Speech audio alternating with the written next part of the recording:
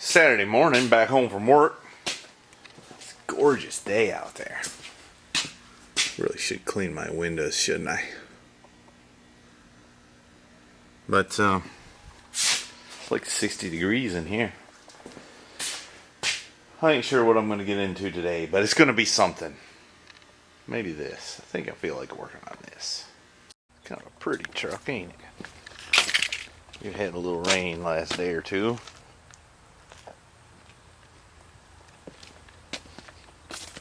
Beautiful day. I'll fire that one up. Anyway, let's see what we get into here. Little man started on the jack. He needs to keep after that. We can't have a pile of parts just laying. Now can we? Hey, look who just showed up. He's gonna go take off his super clean hanging out with mama pants and put on some dirty old raggedy hang out with daddy pants, and he's gonna come back up in here and he's gonna take the valve cover off. What else did I say, bud? The starter thingy. That's not a thingy. Women have thingies, purse thingies and stuff. Men have starters. That's a starter, yo. Okay? Alright. And what else? Oil pan. That's right, the oil pan. That's not a thingy, is it? No. Okay. Just checking. Alright, we'll go get ready and come back, because I kind of want to work on that, and I also want to work on that. And I kind of want to work on that. Oh, I forgot to point. That, and that. I probably should work on Mom's car. It needs a motor mount, but I just can't get to feeling right about doing that. Plus, I don't have the motor mount. Alright, I'll turn the camera off now. Another thing I need to do is put this carburetor together before I forget where all the parts are at. Or get them ruined by people setting stuff up on the bench.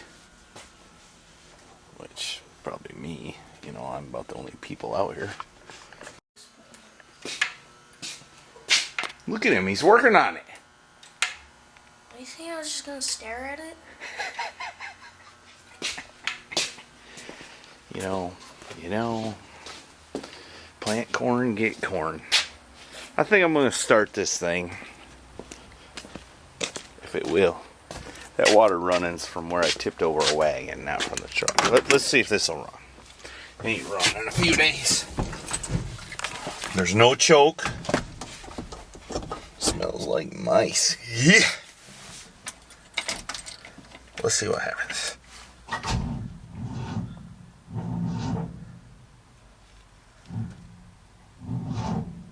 Not too promising.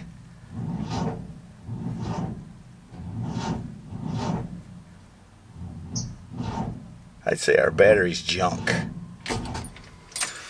Well, let's hook up something and help that and then start. Alright. I'm going to pump the gas 2 more times. Whoa. That's pretty impressive. Except I let the clutch out and it stalled.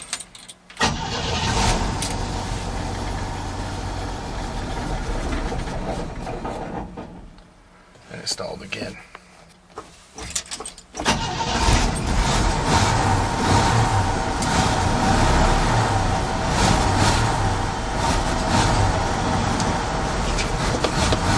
I guess that was a cold start. It's like 60. Cold start, yeah. Look who's hiding up there for me. The little bugger. And the sunroof leaks, see that? I'm sure the old girl could use some new plugs and a set of points. Tune up. She don't run too bad. I don't think this is helping any. Like you inside the tank turning the gas brown. That 66 would do that. Keep that goo in there and it wouldn't run for crap for about 20 minutes. brought me coffee, but she can't talk because she's on the phone.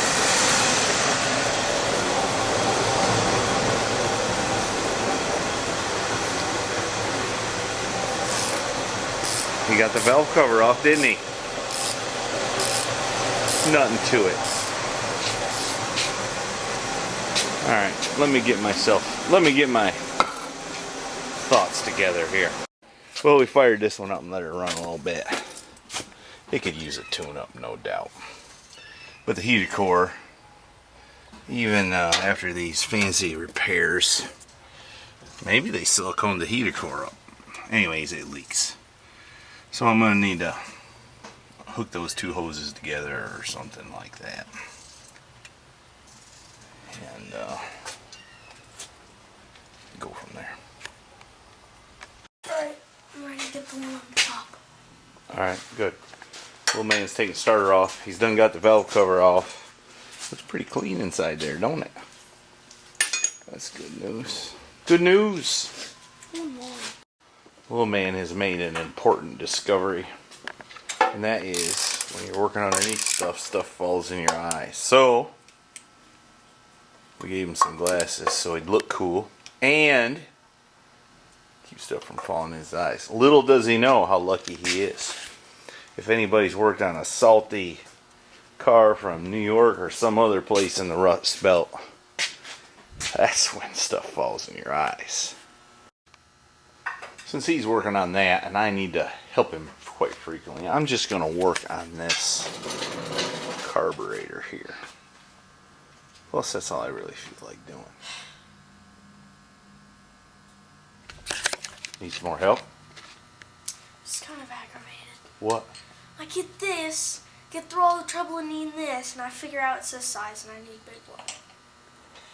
And now I gotta get all back up in there and get Oh man, you want me to fetch you some tools?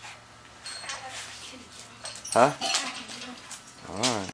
Well, I got distracted there. I'm going to put new bushings in this throttle shaft since it's pretty floppy. Which means I need to grind the end of the screws off and all that. And I'm going to do that. And then I need to modify this so we can adjust the idle mixture screws. So I'm going to work on that. I probably won't detail the whole deal. You can buy a book by Doug Ruggles if you want to. Teach you everything. Almost everything.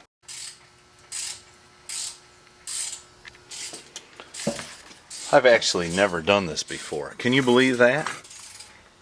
I'm removing the factory plugs from this carburetor to the idle mixture screws. They're in there quite a ways. Just drive it on out.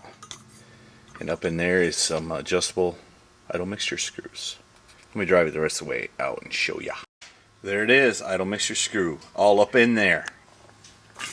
I'm going to get this one out next. Just dawned on me, I should probably save these things. There's probably some nutso resto guy looking for them for his maybe turbo Trans Am or something. I could probably sell them on eBay for $200. Super rare. Never seen rain and all that, you know. Alright, I'm putting new bushings in the carburetor and here's how I'm doing it. I got this reamer. And you stick it right up in there. That diameter fits in the holes and guides it. And then you ream the hole out so you can fit a bushing in it. And as soon as I find the bushings, I'll put them in. I gotta make a hole on this side too. He's working right along. He got the oil pan off it. It's got a little bit of sludge in the bottom, but I think that's to be expected on an old motor. We're going to go ahead and pull the oil pump off because I feel a little goo in the screen on the pickup. I want to make sure we're not clogging things up and losing oil pressure. That'd be bad news. We'll have a look in the oil pump too. What are we putting this motor on? Huh? What are we putting this motor on? The goal is to put it in the GMC. We made the challenge with Got Milky 1 to put them in similar looking trucks. Although in hindsight, you know, hindsight's 20/20. You can see the best looking backwards. was funny, wasn't it? I didn't really get it. You didn't really get it? No, you might have to explain. I'll explain later. It'll dawn on you as you get older. You can see better looking backwards. You'll know what you should have done after it happened. That's why experience is so valuable. Anyway, I lost where I was going with that. He's coming close on having gotten everything he can do by himself. Got the oil pump off it. We need to inspect that. And I need to help him get the turbo and all this stuff off. We're going to pull the head. It's going to get a new head gasket. So very shortly, I'm going to have to lay off working on this carburetor. But that's okay. I can work on that in the evening if I take a notion to. It's got new bushings in it. It's back together. The idle, the hole under the idle mixture screws are drilled out to 89 thousandths.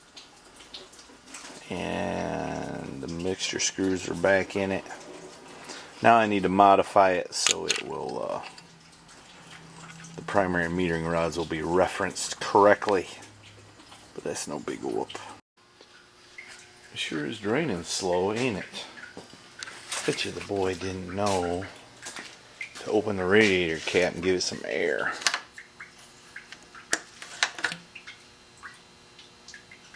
Didn't really help, did it? Well, I've also made the modification to the carburetor if I don't trip and fall and hurt myself. This port is the one that goes to the carburetor where the primary metering rods function.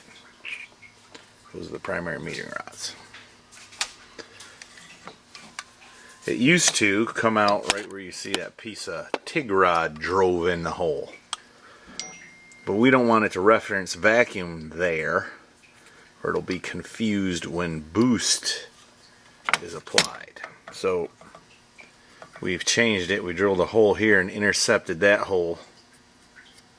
And we'll have a little check valve on the vacuum line and it will work that way.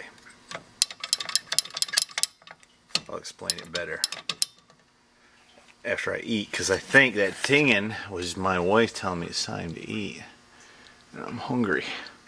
You know, man gets hangry. Well, we just got through eating and the preacher called. We got to go look at a truck. So I think that's what we'll do. You down with that? Yeah. Alright. Well, we got distracted. We had to go look at a truck.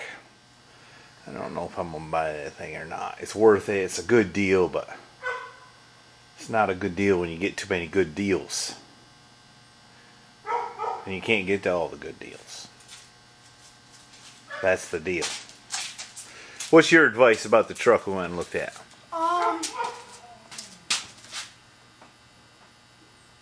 $600, right? Yep. How many parts do you think you could use off it? Well, several. But you know, there's a lot of good parts on it. It's got turbo 400 transmission, it's 4-wheel drive, axles. It's got new doors, fenders. And that dog won't shut up, will he? Oh. Hang on. You want to get what out of it? Deer antlers. Oh. Well, if you go hunting, you can get them your own self. So you never told me what's your advice about the truck. Okay. Come on, spit it right out. We're on video here. We got to economize time.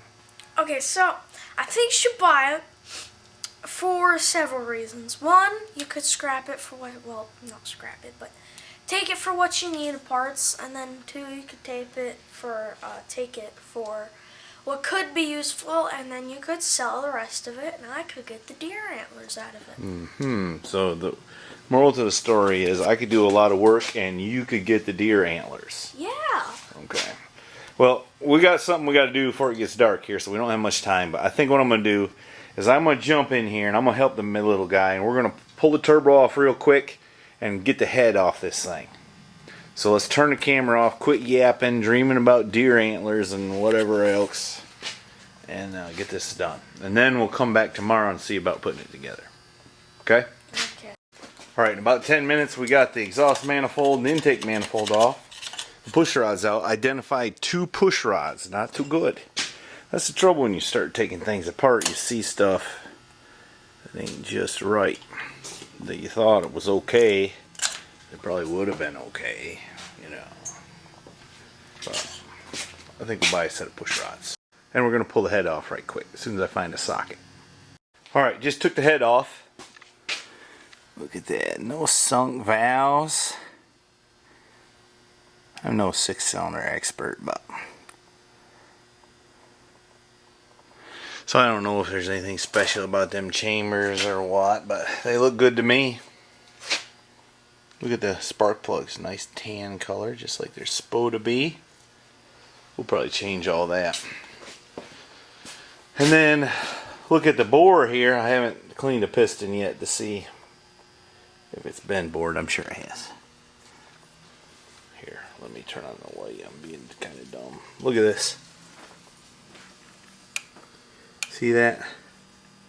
It must have laid on its side at one point and rusted in that cylinder just a little bit. But you can still see crosshatch. And there is no ridge whatsoever. None. So that's encouraging. I had a Pontiac 400 motor one time. It was in that Firebird. It had a spot like that, except a lot bigger and worse. And it was pretty bad. The thing never smoked, never acted like it had any trouble at all. I think it's be amazing how many bad things are inside motors you don't know about if you don't look. Once again, I was correct. It is bored out. And if you can read that right there, it's 80. It's bored 80 over. That probably makes it like a 256 or something. More horsepower for sure. I don't know if 80 is considered safe on a 6-cylinder. I know Chevy, 350 Chevy usually won't want to go no more than 60. Unless you, what do they call it? Sonic tested or such. Although I had a buddy with 180 over and it seemed to do fine. Alright, since we're done with this and we're going to go do the other thing, you want to ring the bell? Yeah.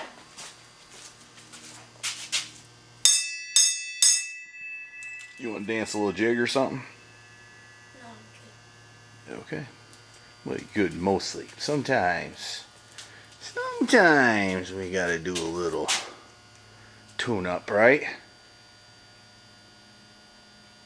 Don't forget to comment, like, or don't like, whatever, and subscribe. Of course, most everybody that watches subscribes, I think. Only about half of you that are subscribed watch. Probably less than that. I don't know what's up with that. I mean, clearly we're highly entertaining. Sometimes humorous. Sometimes. We know we're not good looking, but we can't help it. Is that why you hardly ever show your face in videos? Boy, he's a sharp one.